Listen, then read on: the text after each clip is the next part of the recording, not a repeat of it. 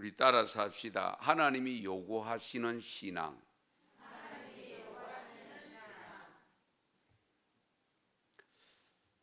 여러분, 요즘 귀에 주로 들려오는 소리들은 어떤 소리들입니까? 무슨 소리가 주로 들려옵니까?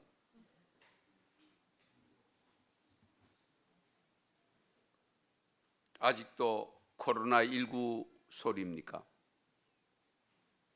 아니면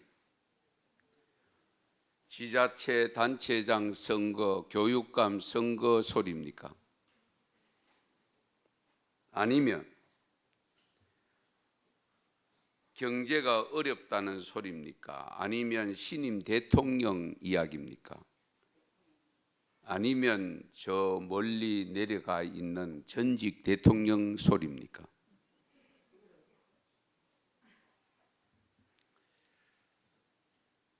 혹시 여러분의 귀에 교회를 향하여 욕하는 소리는 안 들리는지요?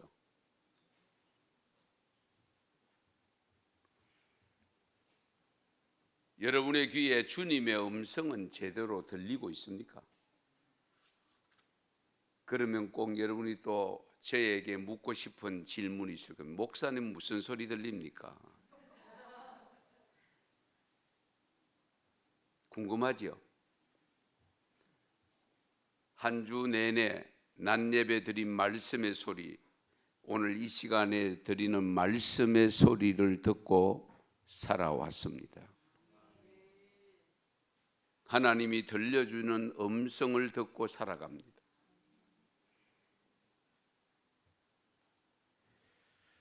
오늘 주신 본문 1절 말씀을 잘 보십시다. 한번 같이 읽겠습니다. 크게 외치라. 목소리를 아끼지 말라. 내 목소리를 나팔같이 높여 내 백성에게 그들의 허물을, 야곱의 집에 그들의 죄를 알리라. 아멘. 외치래요. 크게 외치라. 나팔 소리 같이 외쳐라. 무엇을? 그들의 허물을,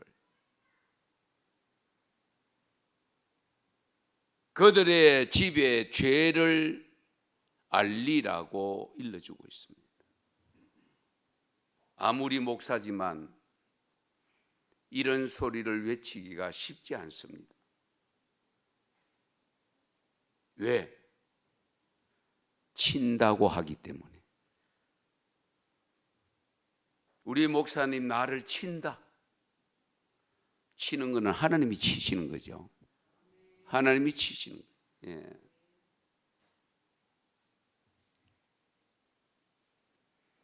하나님은 이 종들에게 외치라고 분명히 일러주고 있습니다. 그런데 문제는 이 종들도 이 외침의 소리를 제대로 전하지 못하여 성도들조차도, 들어야 될 성도들조차도 제대로 듣지 못하면 같이 망하는 겁니다. 그렇잖아요. 같이 망하는. 분명히 내 백성이라고 했습니다. 이방 사람이 아닙니다. 내 백성이 누굽니까? 예수님을 피로 값주고 사신 바 된 성도들을 향하여 외치라는 겁니다.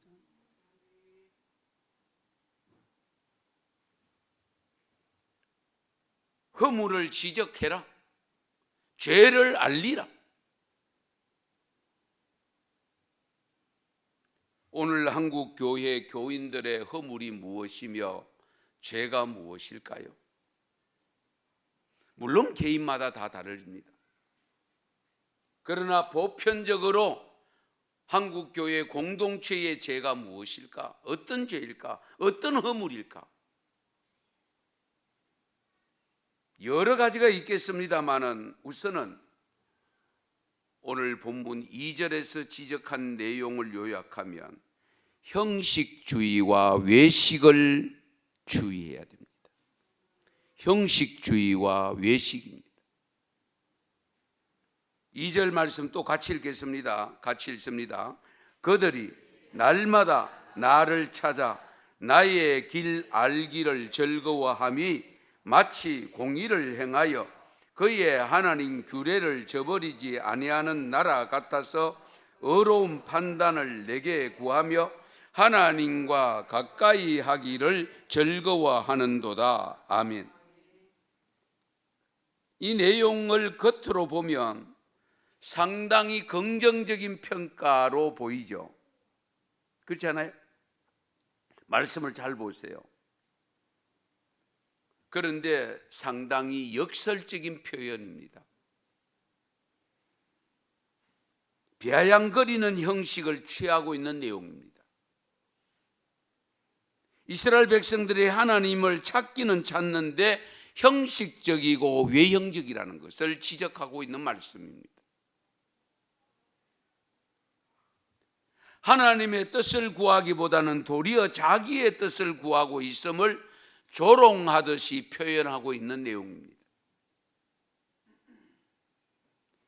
이 2절 말씀을 공동번역으로 번역한 것을 제가 읽어드릴게요. 그들은 나를 날마다 찾으며 나의 뜻을 몹시도 알고 싶다면서 마치 옳은 일을 해온 백성이기나 하듯이, 자기 신의 법을 어기지 않는 백성이기나 하듯이 무엇이 옳은 법인지 나에게 묻고 하나님께 가까이 나가고 싶다면서.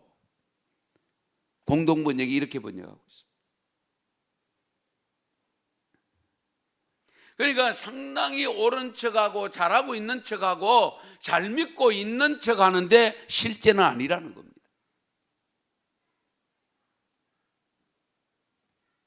그러면서 이스라엘 백성들이 하나님이 자기들의 기도를 들어주시지 않는다고 불평하는 내용이 그 다음 내용입니다. 그래서 중요한 것은요, 네가 아무리 잘하고 있다고 생각하고 열심히 감당하고 있다고 해도 하나님이 인정하시지 않으면 말짱 뭐예요? 꽝이다. 내가 아무리 잘하고 있다고 생각해도 하나님이 인정 안 하면 그렇잖아요. 말짱한 일이죠.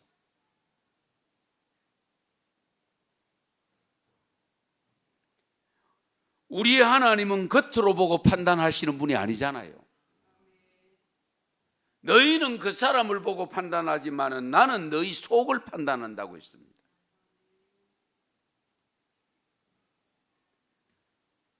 그러므로 우리의 입술의 말도 다 헤아리시고 우리의 머리털 하나도 세신 바가 되신 그 하나님인데 어떻게 우리가 감히 속일 수가 있겠어요? 손바닥으로 하늘 가리는 것과 같고 눈 감고 아웅하는 것과 다를 바가 없습니다. 오늘 본문 3절, 종교적인 열심과 신앙을 하나님께 인정하지 아니하신다고, 하나님께서 인정하지 않는다고 불평하는 내용인데요. 3절 같이 읽겠습니다. 우리가 금식하되 어찌하여 주께서 보지 아니하시오며 우리가 마음을 괴롭게 하되 어찌하여 주께서 알아주지 아니하시나이까. 보라, 너희가 금식하는 날에 오락을 구하며 온갖 일을 시키는도다. 아멘. 이해되십니까? 신앙은 하나님이 인정하셔야 됩니다. 우리가 사람이, 성도 여러분들은 담임 목사님한테 인정받고 싶어 합니다. 물론 인정하면 좋지요. 그러나 궁극적으로는 하나님이 인정하셔야 됩니다. 다른 아무리 많은 사람들이 다 인정을 해도 하나님이 인정하지 않으면 말짱한 일입니다. 그러므로 우리가 사람을 의식하고 할 것이 아니라 항상 하나님을 의식하고 살아야 됩니다. 하나님. 우리가 하나님 앞에 서야 되고 어차피 하나님이 우리를 심판하시잖아요.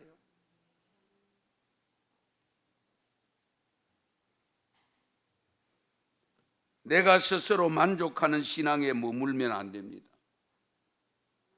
자기 만족에 사는 사람들이 꽤 있습니다. 물론 현실적인 삶 속에서는 내 만족, 자기 만족으로 살지만은 신앙은 내 만족으로 살면 안 됩니다. 신앙의 기준은 하나님의 말씀입니다. 최종 심판은 하나님이 하십니다. 그러므로 우리는 하나님께 인정을 받아야 되지 다른 사람에게 인정받으려고 하지 마시고 하나님이 나의 신앙을 인정하느냐, 늘 이것을 우리가 헤아리셔야 됩니다.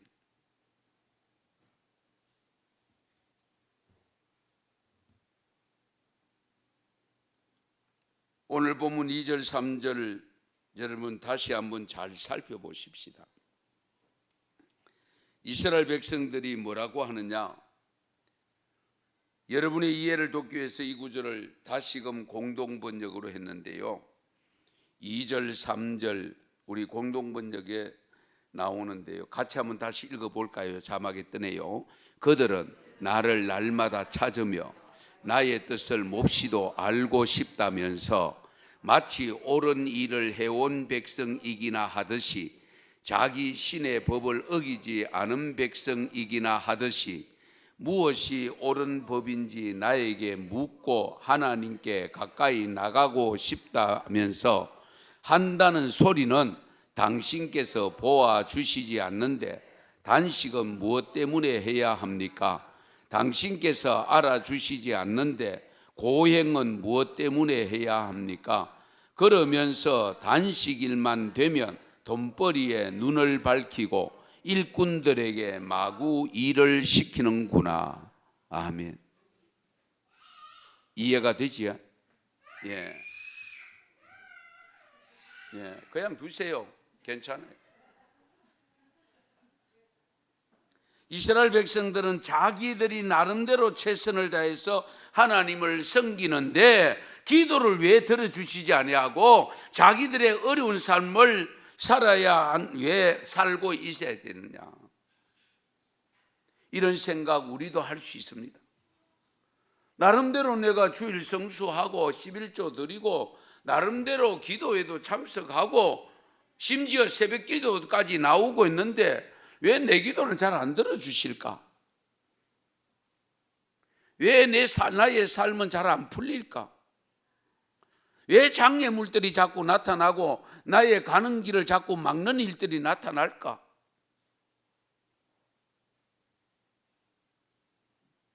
이런 생각을 누구도 할 수 있습니다. 그러나 우리가 삼가 조심해야 됩니다.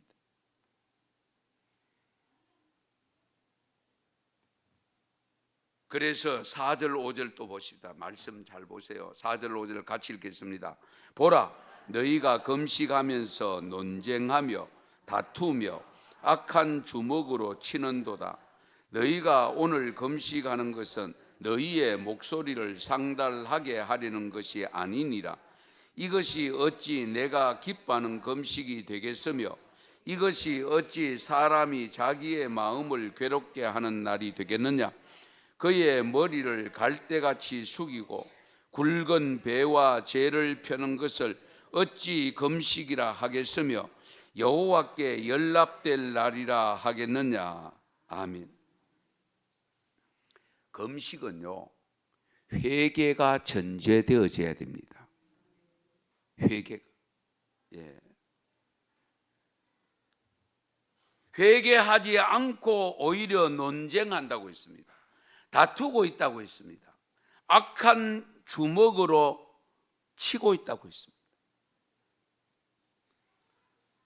쉽게 말씀드리면 삶 따로 기도 따로,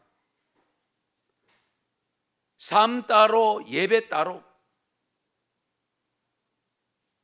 형식주의에 묶여 있다는 겁니다. 외식에 묶여 있다는 겁니다.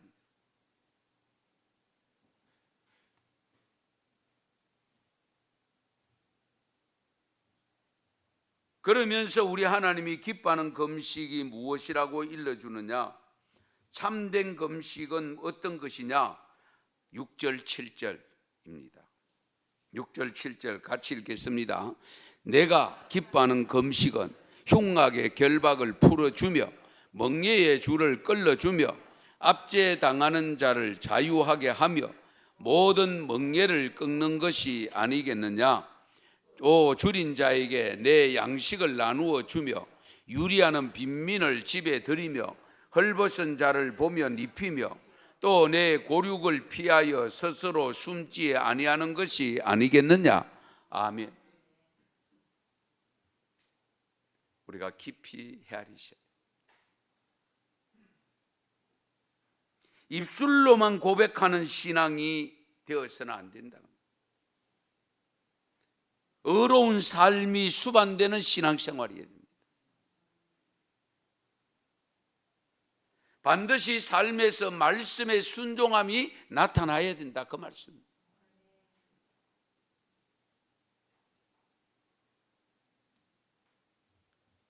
하나님이 인정하는 신앙이 되지 못한 종교적 열심은 자신을 만족해 할 수는 있을지 몰라도 하나님을 기쁘시게 할 수는 없습니다.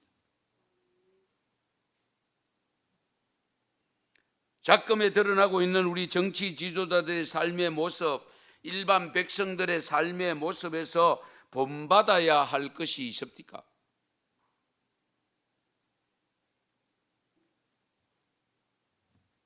그러면 교인들은 본받을 만한 삶을 살고 있는가? 한국 교회의 목사들은 본받을 만한 삶을 살고 있는가? 라고 질문했을 때에 쉽게 예라고 대답하기가 어렵습니다. 현실입니다.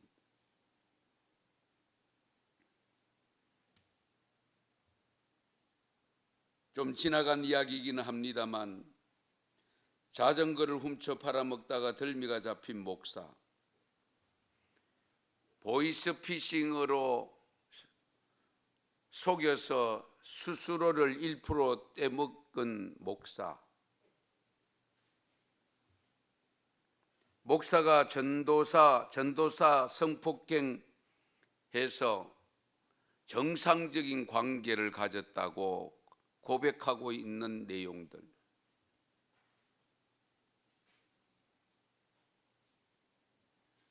정말 입에 담기가 부끄러울 정도의 모습들이 현실적으로 나타나고 있는 것, 우리가 믿는 기독교 종교 안에서 나타나고 있습니다.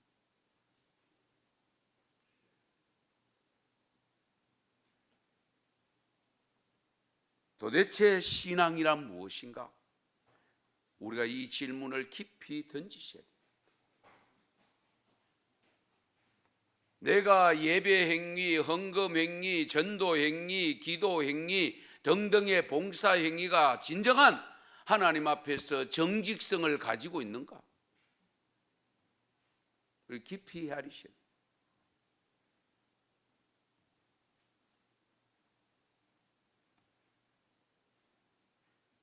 국회의원이었고 장로였던 성완종 씨가 63세 때에 스스로 목숨을 끊은 사건이 있었는데요. 여러분 아시는 분은 아실 겁니다. 그 목숨을 끊기 전에 역술인을 찾아갔습니다. 장로가. 어떻게 되겠냐고 물을 때에 이 고비만 넘기면 괜찮다고 했는데 자기는 스스로 목숨을 끊고 말았습니다.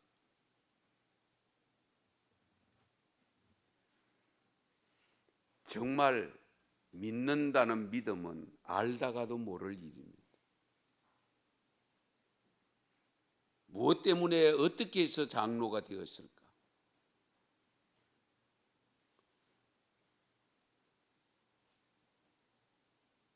성도들의 인정을 받았다는 거잖아요.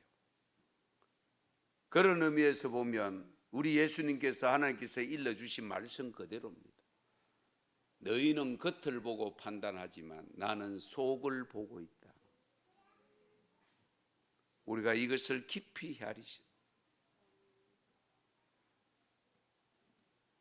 우리 한국 갤럽이 조사한 한국 기독교인들의 신앙 상태를 7년 전 우리 국민일보 미션 라이프에 실린 내용이 이런 내용이 있습니다. 심판설과 창조설에 대해서 믿느냐 하는 질문을 던진 겁니다. 창조설을 믿느냐? 하나님의 심판설을 믿느냐? 1984년에 처음으로 조사를 했을 때에 창조설을 믿는 사람이 80%였고 심판설을 믿는 사람이 76% 되었습니다. 그런데 30년이 지난 이후에 창조를 믿느냐는 질문에 21%가 떨어진 59%밖에 안 되고요. 심판설에 대해서도 15%가 낮아져서 61%밖에 안 됩니다. 믿는 사람들 중에 조사한 겁니다.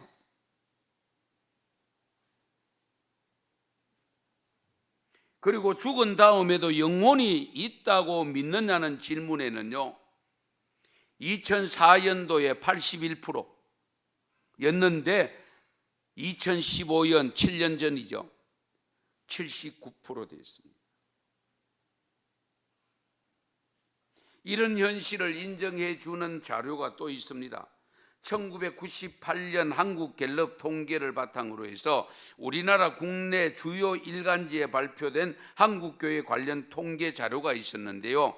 기독교인의 34.8%만 교회 밖에서 기도한다. 그러니까 예배드리고 교회 밖에 나가면 기도하지 않는다는 거예요.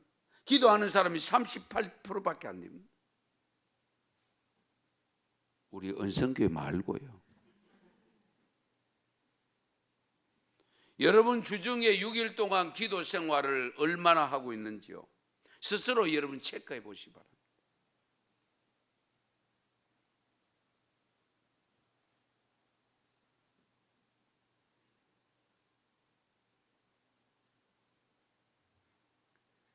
미국의 통계 자료가 있는데요. 미국의 연구가 조지 바나라는 사람이 발표한 통계 자료가 있는데요. 우리의 가슴을 더 아프게 하는데, 미국 교회 그리스도인들에게 당신은 기도 응답의 능력을 믿습니까? 라는 질문을 던졌는데요. 미국의 그리스도인 중에서 50%만 그렇다라고 했습니다. 기독교인 중에 절반만 기도의 응답의 능력을 믿고 50%는 기도의 응답의 능력을 안 믿는다는 거예요. 그러면 기도해야 될 이유가 없죠.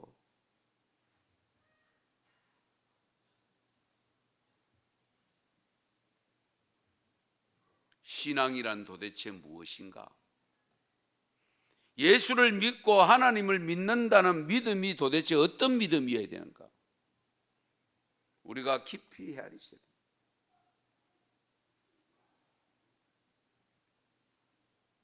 그러면 하루 동안의 기도는 몇 분이나 할까? 미국에 조사된 50% 중에, 기도한다고 하는 50% 중에 평균 기도 시간이 하루 5분이었습니다.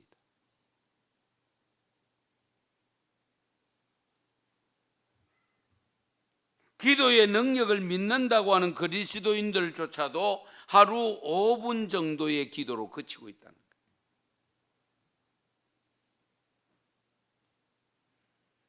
정말 기막힐 노릇 아닙니까?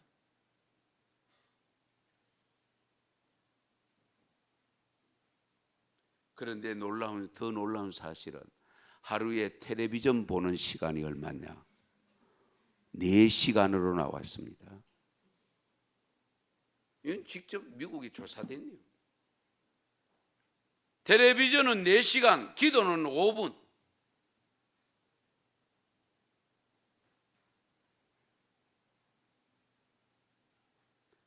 이런 현실 앞에 놓여 있는 한국 교회 앞에서 그래도 우리가 믿음을 가지고 오후 찬양 예배까지 참석한 여러분들, 어쩌면 우리를 향하여 보시고 주님께서 눈물을 흘리며 기도하고 계시지는 않을까요? 예루살렘 성이 곧 무너질 것을 바라보고 우셨던 예수님의 눈물, 지금도 한국 교회의 교인들의 모습, 코로나 바이러스라고 하는 것 때문에 나타난 현상을 바라보며 울고 계실 예수님을 생각해 보셨습니까?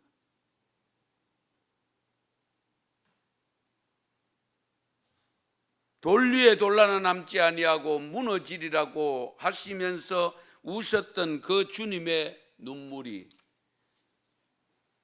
한국 교회 성도들의 예배가 무너지는 모습을 보고 기도가 무너지는 모습을 보고 우시지 않았을까 하는 생각을 갖게 되었습니다.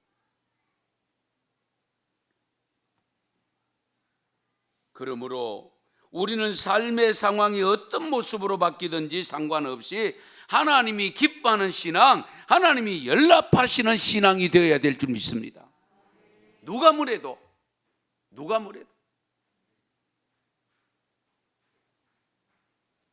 아무리 한 자리에 앉아서 예배를 드려도 하나님이 받으시는 예배가 있고 하나님이 받지 않으시는 예배가 있다는 걸 늘 염두에 두셔야 됩니다. 그것은 바로 가인의 제사와 아벨의 제사에서 우리에게 보여주고 있잖아요.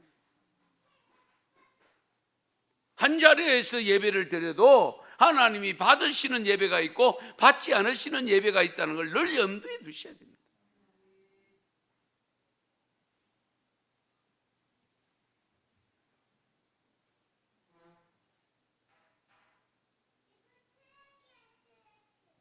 오늘 본문 6절 7절에 보면 행함 믿는 믿음을 요구하시는데요, 6절 7절 같이 읽겠습니다. 6절 7절입니다. 내가 기뻐하는 금식은 흉악의 결박을 풀어주며 멍에의 줄을 끌어주며 압제당하는 자를 자유하게 하며 모든 멍에를 꺾는 것이 아니겠느냐.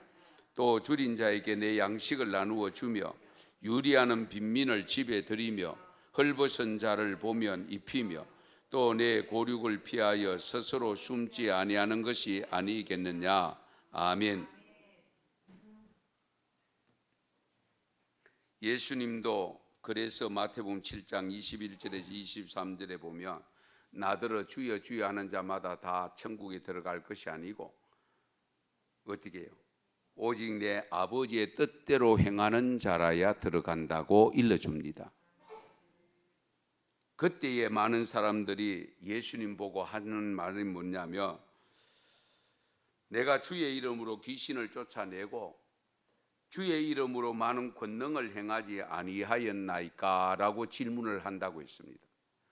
그럴 때 다시 주님이 대답하기를 내가 그들에게 밝히 말하되 나는 너희를 도무지 알지 못한다.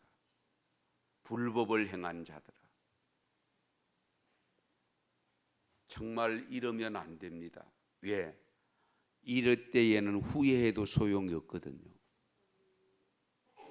지금 말씀을 듣고 깨닫고 돌아서면 되지만 그러나 지금 주님 이때는 돌아설 기회가 없어집니다.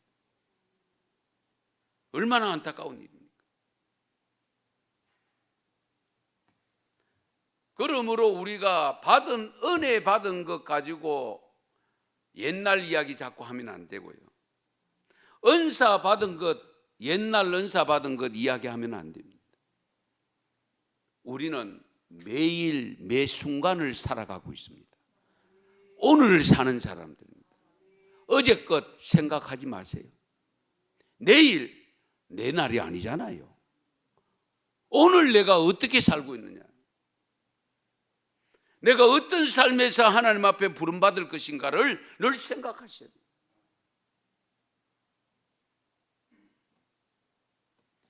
우리가 드리는 예배를 하나님이 받으시는 예배가 되어야 되는데요, 레위기 1장 3절에 보면 그 예물이 소의 번제이며 흠없는 수컷으로 회막문에서 여호와 앞에 기쁘게 받으시도록 드릴지니라. 하나님이 기쁘게 받으시도록 드리라. 레위기 19장 5절에 보면 너희는 화목제물을 여호와께 드릴 때에 기쁘게 받으시도록 드리고 라고 했고요, 레위기 22장 19절에 보면 기쁘게 받으심이 되도록 소나 양이나 염소에 흠없는 수컷으로 드릴지니. 어떤 예물을 어떻게 방법으로 드리더라도 하나님이 기쁘게 받으시도록 드리라. 할렐루야. 이 말은 뭡니까? 우리가 낮 예배를 드리든 찬양 예배를 드리든 수요 예배를 드리든 가정 예배를 드리든 구역 예배를 드리든 어떤 예배를 드리든 하나님이 받으시는 예배가 되도록 드려라. 할렐루야. 우리가 이 점을 놓치면 안 됩니다.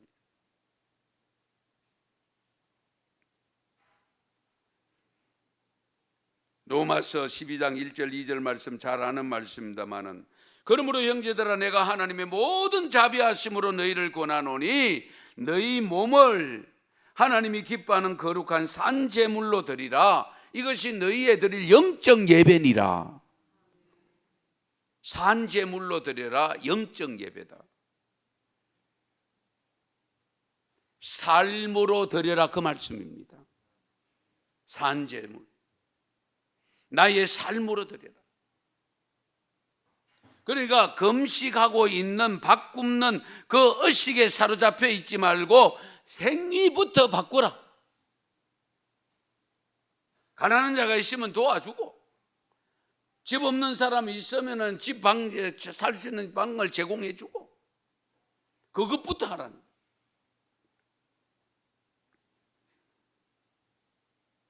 그래서 시편 19편 14절에도 보면 나의 반석이시오 나의 구속자이신 여호와여, 내 입의 말과 마음의 묵상이 주의 앞에 연락되기를 원하나이다.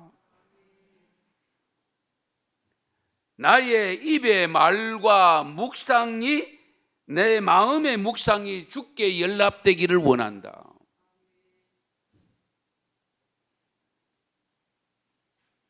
우리가 기왕 믿음으로 사는 신앙생활을 하는 이상, 그리고 진정 한국과 우리 천국과 참 지옥이 있음을 믿고 영생을 믿는다면 하나님이 인정하는 신앙, 하나님이 기뻐하는 신앙, 하나님이 연락하는 믿음이 되어져야 됩니다. 마태복음 23장 25절 26절 말씀 같이 읽겠습니다. 화 있을진저 외식하는 서기관들과 바리새인들이여, 잔과 대접의 겉은 깨끗하지 하되 그 안에는 탐욕과 방탕으로 가득하게 하는도다. 눈먼 바리새인이여, 너는 먼저 안을 깨끗이 하라. 그리하면 겉도 깨끗하리라. 아멘. 안을 먼저 깨끗이 해라. 그래서 그리스도 안에 있으면 새로운 피조물이라, 이전 것은 지나갔으니 보라 새 것이 되었도다. 그 새 것은 겉이 깨끗한 것을 가리켜서 말씀하신 건 아니고 속이 깨끗해야 돼요. 속.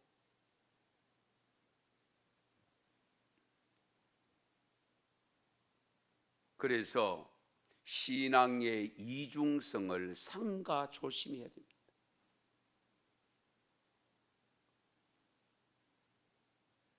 여기에는 누구도 예외가 없습니다. 어쩌면 이중성을 가장 많이 저지를 위험이 있는 사람 누구냐? 앞에서 목사입니다. 왜? 성도들에게는 안 그런 척하고 뒤에 가서 호박씨 까는 그런 경우가 얼마든지 있을 수 있잖아요. 이제 항존 직분자 임직식을 앞두고 있습니다만, 항존 직분자가 되었을 때에 지금보다 더 조심해야 될 부분이 바로 이 부분입니다. 자칫 잘못하면 겉은 깨끗한 것 같은데 속은 더러운 이런 모습으로 나타날 위험이 있습니다. 마태복음 23장 27절 말씀에 보면 윗선자인 서기관들과 바리새인들아, 너희에게 화 있으리라. 이는 너희가 회칠한 무덤들처럼 실로 겉으로는 아름답게 보이나 안에는 죽은 사람의 뼈와 모든 더러운 것으로 가득 차 있도다. 여러분, 가룟 유다가 예수님을 팔려는 생각을 이미 가지고 있었음에도 불구하고 그는 대단히 의로운 척해서 마리아가 향유 한 옥합을 깨뜨렸을 때에 300데나리온에 팔아다가 가난한 사람 구제하지 왜 그렇게 했냐고, 왜 낭비했느냐고 지적했잖아요. 은삼십에 예수님을 팔아먹을 마음을 가지고 있던 자가 한 말입니다. 그러므로 우리는 항상 하나님 앞에서 바른 마음, 선한 마음을 갖는 것이 우선되어져야 됩니다. 진솔 해야 됩니다.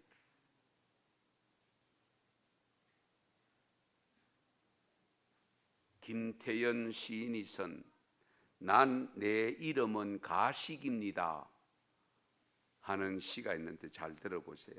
내 이름은 가식입니다. 내 이름은 가식입니다. 주일날 교회 가서 아멘 아멘 하며 예배 드려놓고는 집에 가는 길에 끼어드는 차량에 욕지거리를 하는 내 이름은 가식입니다. 내 이름은 가식입니다. 매일 아침 원수를 사랑하라, 복음을 전파하라 큐티하면서 우리 아파트 수위가 전도했던 날 욕했다는 이유로 그 사람 볼 때마다 맨날 피해가고 인사도 안 하는 내 이름은 가식입니다. 내 이름은 가식입니다. 교회 성도를 만나서 격려하며 구역 모임 신방에서 기도해야 된다고, 기도 외에는 길이 없다고 말했으면서 나 자신은 내 기도뿐만 아니라 중보 기도는 더더욱 게을리하는 내 이름은 가식입니다. 내 이름은 가식입니다. 예수 그리스도께서 내 구주시시고 나는 그의 종이라고 늘 고백하면서 내 욕심에 부합하지 않는 예수님의 명령들은 살짝 모르는 척하며 사는 내 이름은 가식입니다. 내 이름은 가식입니다. 내 새신자들에게 11조와 헌물은 성도의 당연한 본분이라고 가르쳐 놓고 매주 벌벌 떨면서 봉투에 챙겨 넣고 언제 물질 축복 주실 거냐고 따지듯이 헌금함에 넣는 내 이름은 가식입니다. 하지만 오늘도 조용히 날 만나 주신 예수님은 내가 가식인지 아닌지 구분도 못하는 나에게 붉은 핏물을 뚝뚝 흘리시며 내 까만 가식의 껍데기를 벗겨내고 계십니다. 이 가식을 제대로 벗겨낼 때 하나님은 나에게 복을 주신다고 말씀하십니다.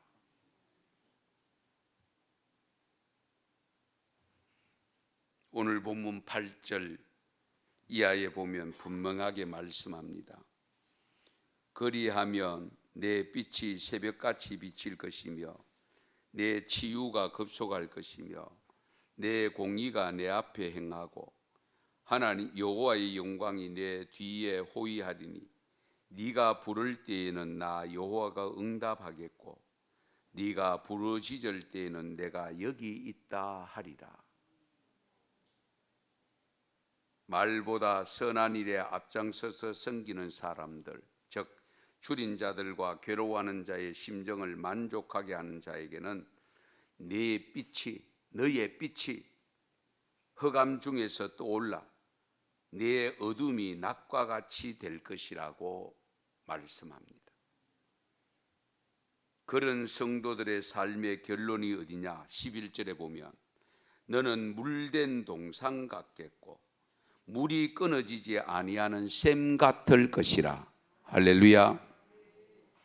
아무리 가물어도 마르지 않는 샘물같이 될 것이라고 일러주십니다.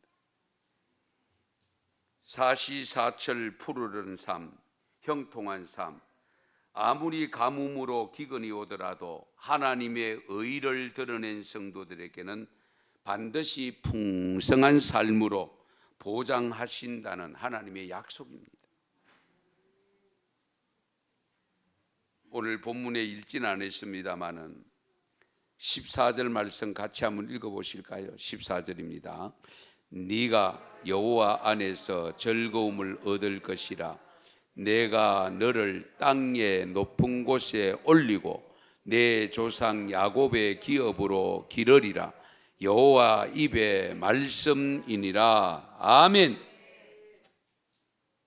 하나님의 말씀대로 순종해서 행함 있는 믿음의 삶을 사는 성도들은 즐거움을 누리게 되고 희락을 얻게 된다고 약속하십니다. 그리고 우리를 높은 곳에 올리신다고 약속합니다. 젖과 꿀이 흐르는 땅, 영원한 하나님 나라 천국에 이르게 될 줄로 믿습니다. 우리가 다시 한번 이제 막바지 코로나19 막바지 접어드는 이때에 정말 우리의 신앙들을 다시 돌아보며 진정 하나님이 원하시고 기뻐하시는 믿음의 모습은 되고 있는가, 살고 있는가? 만에 하나라도 그런 요소가 부족한 부분이 발견되어진다면 진정 금식하면서라도 회개하고, 금식은 하지 못한다 할지라도 오히려 필요한 곳에 나의 의로운 오른손을 들여서 하나님이 받으시는 신앙이 되어지므로 하나님께 영광을 돌리고 하나님이 약속한 복을 받아 누리는 우리 은성교회 가족들이 다 될 수 있기를 축원합니다. 축복합니다. 기도드리겠습니다.